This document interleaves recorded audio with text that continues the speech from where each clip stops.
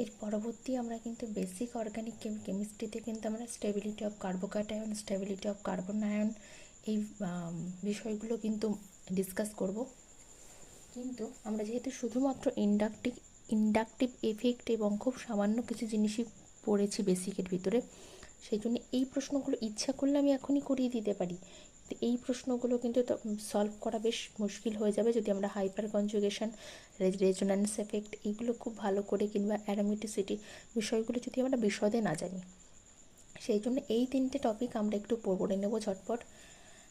বেশ, তারপরেই আমরা ফিরে আসবো স্টেবিলিটি অফ কার্বোক্যাটায়ন এবং স্টেবিলিটি অফ কার্বোক্যাটায়নে এখানে যতগুলো প্রশ্ন রয়েছে এবং স্টেবিলিটি অফ কার্বন আয়নেও ঠিক এমনই শিট রয়েছে, সেগুলো কিন্তু করলে আমাদের আর বাদ বাকি কোনো কিছু করা লাগবে কার্বোক্যাটায়ন এবং কার্বন আয়নে আমাদের আর কোনো কিছু করা লাগবে না।